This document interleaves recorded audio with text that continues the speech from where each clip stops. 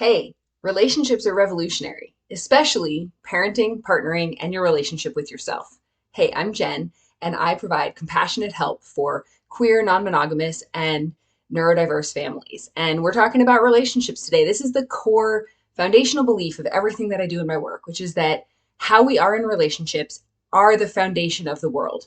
The way that we relate in our relationships with our close, important others is the thing on which everything else in the world follows and is built upon. If we can be in healthy relationships, one on one, with the people who are closest and most important to us, then we build healthy institutions that reflect that.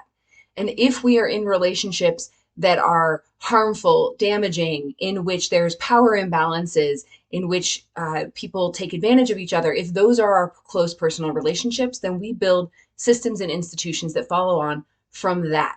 So I believe that especially the relationship with children is what builds a better world. So if you're like me, if you're here saying the world is pretty fucked right now, the world is really messed up, and you want to build a better world, a world with more compassion, a world in which all people can thrive without sacrificing any part of who they are, then you're in the right place. And I believe that the foundation of that is learning how to be in healthy relationships, healing our relationships, especially our relationships with children, partners, and ourselves.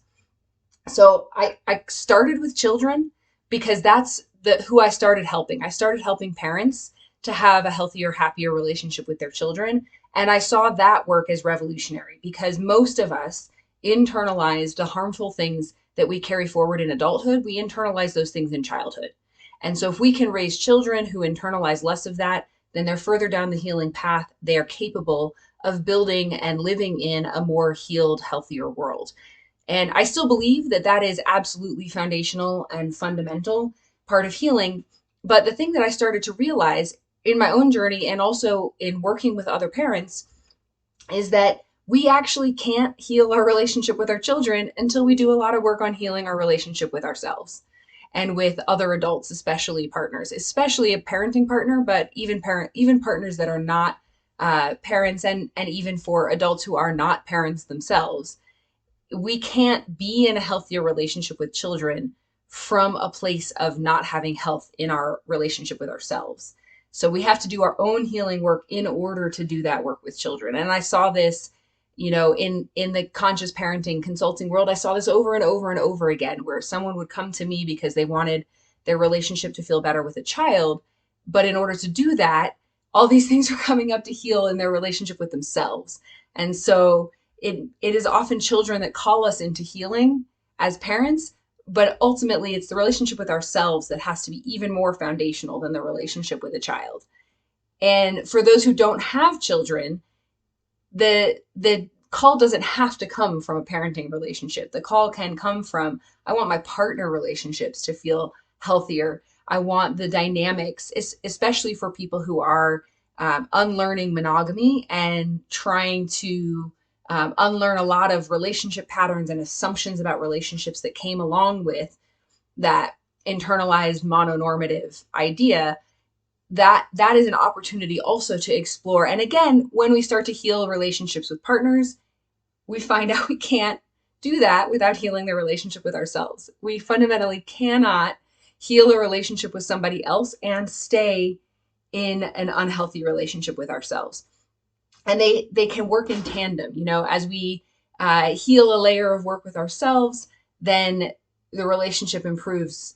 The ability to be in healthier relationships with others improves, and then we hit a point where we're feeling triggered and challenged again, and we come back and need to heal another layer with ourselves. So they work in tandem. The relationships with others can show us the pieces that we need to heal for ourselves. The healing work for ourselves can show us the places where we can grow in relationships, and so on and so forth. And so when we can be in relationships in which we have healthy boundaries, we have good communication, we maintain a healthy sense of self while being in connection with someone else, we have secure attachment. When we have those things in our close personal relationships, then we can no longer accept systems and institutions that are harmful and oppressive, because we can feel in our bodies, in that connection with ourselves, we can feel how those systems and institutions are out of alignment.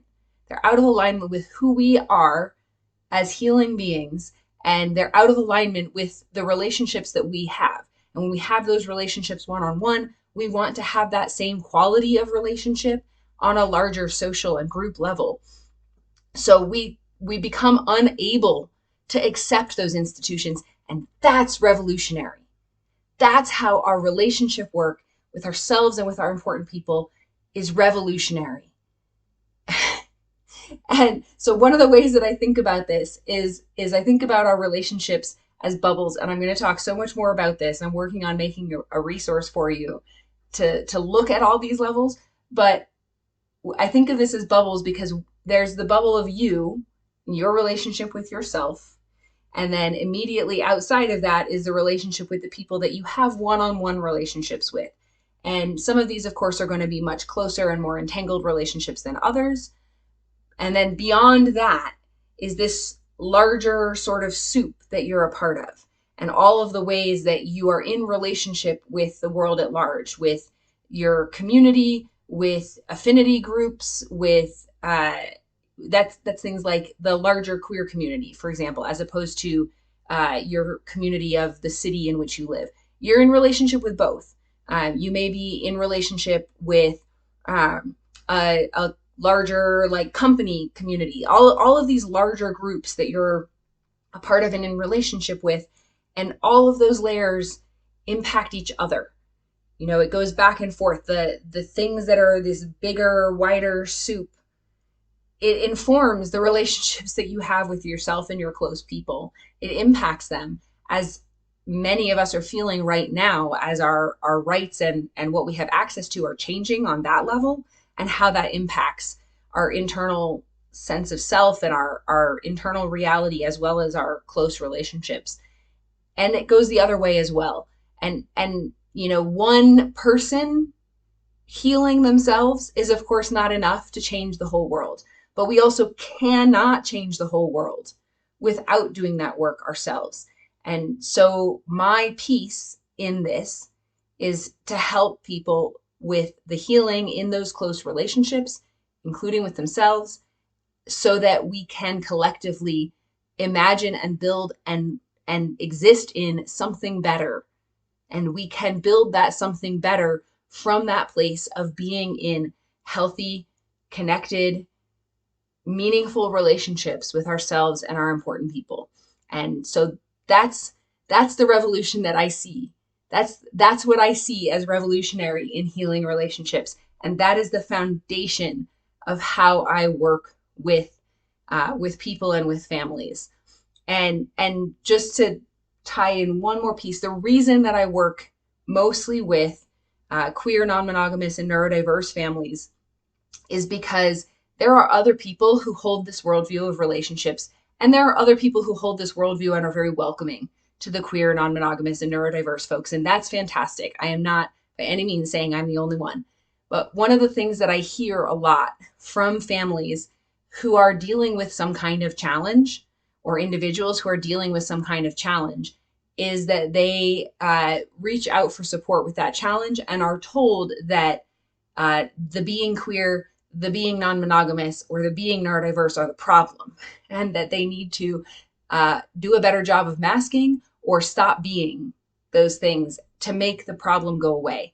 And the reality is these are problems that, you know, challenges happen in every relationship, and there is nothing about the specific structure or identity of the people involved that causes relationships to be worse or something like that, which seems to be an idea that exists in the mainstream. And so the reason I specifically work with those people is partly because I'm queer and non-monogamous, and I'm parenting neurodiverse kids. And so I'm in that, and I've heard that like, well, if you just, you know, stop being non-monogamous, you wouldn't have problems. And the reality is that challenges happen in those relationships, and we can address those challenges for what they are without pathologizing the people and the structures that are involved. And I think that is what we deserve. And I think it's what we need. And especially it's what we need as we try to unpack and unlearn these unhelpful norms and ideas that we've internalized about how people have to be and how relationships have to be. And undoing that work is part of what it looks like to heal in close relationships and heal towards being able to have something better for ourselves and for the world. So if this sounds like it's helpful to you, you can find me at jengerardi.com. The link is in the notes. You can follow me. I post once a week with videos about relationships and about what it looks like to do this work and to heal. And you can get in touch if you want me to work with you or with your family. And I look forward to connecting with you soon.